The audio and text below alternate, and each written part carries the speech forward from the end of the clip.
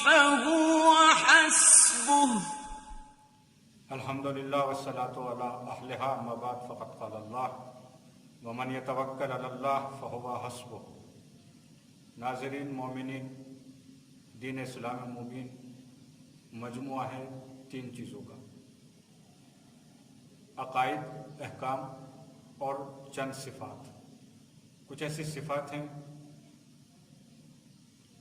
جن پر بہت زیادہ زور دیا گیا ہے تعلیمات اسلامی میں کہ ہر مسلمان پر لازم ہے، فرض ہے، ضروری ہے کہ ان کو حاصل کرے، اپنی ذات کو ان صفات سے متصف کرے، جیسے شجاعت، سخاوت، کرم، حلم۔ لیکن قابل ذکر بات یہ ہے کہ جہاں یہ صفات اور دیگر صفات ہیں، ان سب میں یہ اگرچہ ساری صفات اپنی جگہ پر مہم ہیں، ضروری ہیں، لیکن ان سب میں سب سے زیادہ جو اہم صفت ہے، جو کہ ہر مسلمان پر واجب ہے کہ اس کو اپنے اندر، اپنے دل کے اندر راسخ کرے، وہ ہے توکل۔ اس لیے کہ جو دیگر صفات ہیں، مثلا اگر کوئی انسان شجاع نہیں ہے، بزدل ہے، یا کوئی انسان سخی نہیں ہے، کنجوس ہے، یا کوئی حلیم نہیں ہے، بات بات پر غصہ ہو جاتا ہے، غصے کو کنٹرول نہیں کر سکتا اگر کوئی انسان، تو ایسے انسان کو ہم بد اخلاق کہتے ہیں۔ لیکن اگر کوئی ایسا انسان ہے، کوئی ایسا مسلمان ہے کہ جو توکل نہیں کرتا اللہ پر، جو اللہ پر بھروسہ نہیں کرتا، تو ایسا انسان صرف بد اخلاق نہیں ہے بلکہ بد عقیدہ بھی ہے، بد اخلاق بھی ہے اور بد عقیدہ بھی ہے۔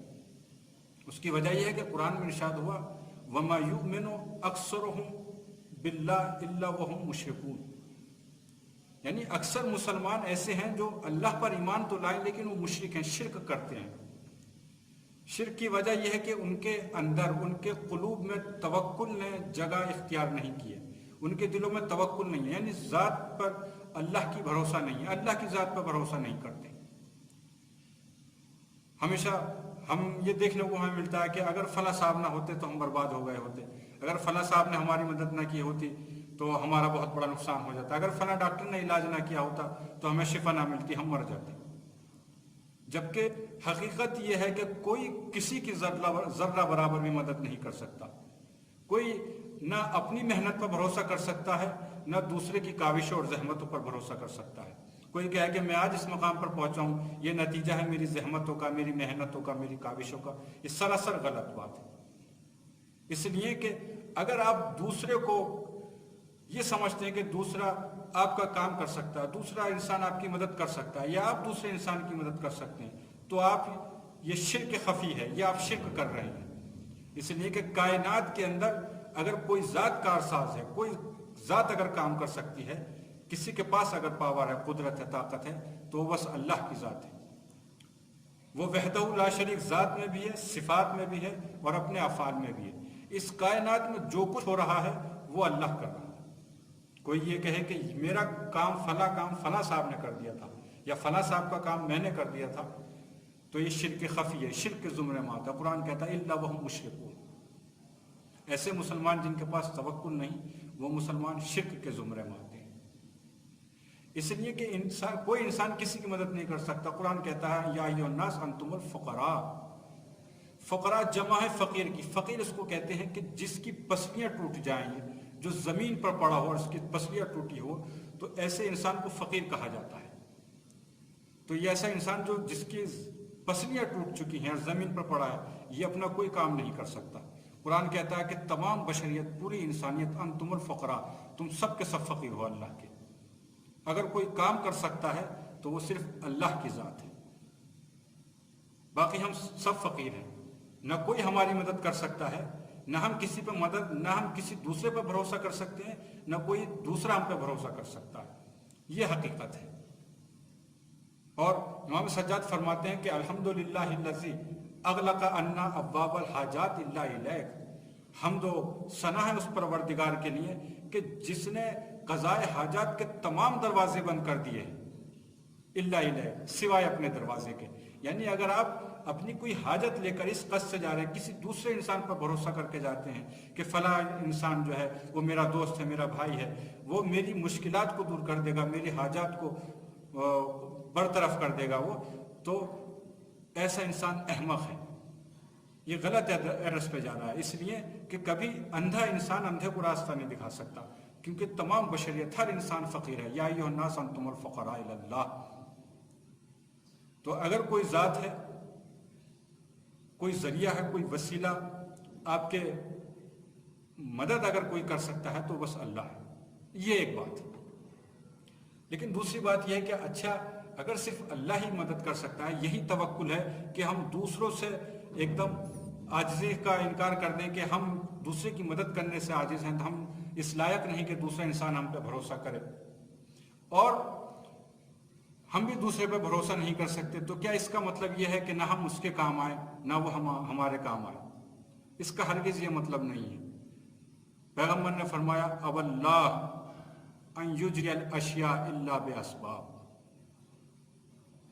ایسا نہیں ہے کہ ہم جو ذریعے ہیں، جو وسیلے ہیں، جو طریقے ہیں کام کرنے کے یا اپنے ہدف تک پہنچنے کے، ہم ان سے مدد نہیں لیں، نہیں، ہمیں ان سے مدد لینی ہے۔ جو اسباب ہیں اب اللہ انکار کرتا ہے، یعنی اللہ نے نظام رکھا ہے، سسٹم رکھا ہے کہ کوئی بھی کام اگر ہوگا تو وہ اسباب کے ذریعے ہوگا، وسیلوں کے ذریعے سے ہوگا، طریقے کے ذریعے سے ہوگا۔ ہر چیز کے اللہ نے راہ مقرر کی ہے، اسی راستے سے ہمیں جانا ہے، لیکن وہ جو اسباب ہیں ان پہ بھروسہ نہیں کرنا، بھروسہ اسباب پہ نہیں، بھروسہ مسبب الاسباب پہ کرنا ہے۔ یہ اصل مطلب ہے توکل کا۔ بھروسہ ہمیں کرنا ہے مسبب الاسباب پہ، اسباب پہ ہمیں بھروسہ نہیں کرنا، یہ توکل کہلاتا ہے۔ اور اگر کوئی انسان توکل نہیں کرتا تو قرآن کی نظر میں قرآن کہتا ہے الا وہم مشرکون، ایسے مسلمان پھر مشرک ہیں۔ تو اگر ہمیں جو بھی کام کرنا ہے، ہم اگر دوسرے کی مدد کر رہے ہیں یا کوئی دوسرا ہماری مدد کر رہا ہے، فرض کریں ہم خدا نخواستہ اگر مریض ہو جاتے ہیں تو ہمیں جانا ڈاکٹر کے پاس ہے، کیونکہ شفا یابی کا اور علاج کا طریقہ وہ ہے، ذریعہ وہ ہے، لیکن بھروسہ ڈاکٹر پہ نہیں کرنا ہے، ہمیں بھروسہ اللہ کی ذات پہ کرنا ہے، اور یہ کہنا ہے کہ پروردگار میری ہدایت کر کہ میں ایسے ڈاکٹر کے پاس جاؤں جو میرا سب سے بہتر علاج کر سکے، اور ڈاکٹر کو ہدایت دے، اس کو توفیق دے کہ وہ میرے مرض کو تشخیص دے سکے، اور اس کی تو مدد کر، اس کو توفیق دے کہ وہ میرا بہترین علاج کر سکے۔ اس لیے کہ ہم جانتے ہیں کہ بہت سے ڈاکٹروں کی غلطیوں سے نہ جانے کتنے مریض موت کے گھاٹ اتر گئے۔ تو ڈاکٹر پہ بھروسہ نہیں کیا جا سکتا، دنیا کی کسی بھی سبب پر، کسی بھی ذریعے جو طریقہ ہے، وسیلہ ہے، ان پہ بھروسہ نہیں کیا جا سکتا۔ وہ صرف ایک راہ ہے، ایک طریقہ ہے۔ ہمیں اسباب پہ بھروسہ نہیں کرنا، ہمیں مسبب الاسباب پہ بھروسہ کرنا ہے۔ یہ توکل کا مطلب ہے۔ اور اگر کوئی انسان، کوئی مسلمان توکل کرتا ہے تو قرآن کا وعدہ یہ ہے کہ وَمَن يَتَوَكَّلْ عَلَى اللَّهِ فَهُوَ حَسْبُهُ، اگر کوئی انسان اللہ پہ بھروسہ کرتا ہے فَهُوَ حَسْبُهُ، تو پھر تو اللہ اس کے لیے کافی ہے۔ اور اگر کسی کے کاموں کی ذمہ داری اللہ اپنے اوپر لیتا ہے تو ہم سب جانتے ہیں کہ بگڑی کو کس طریقے سے بنایا جاتا ہے، اس کو خوب پتہ ہے، وہ اچھی طریقے سے واقف ہے۔ اس سے بڑی سعادت نہیں ہو سکتی کہ ہمارا وکیل اللہ بن جائے۔ حسبنا اللہ و نعم الوکیل۔ السلام علیکم ورحمۃ اللہ وبرکاتہ۔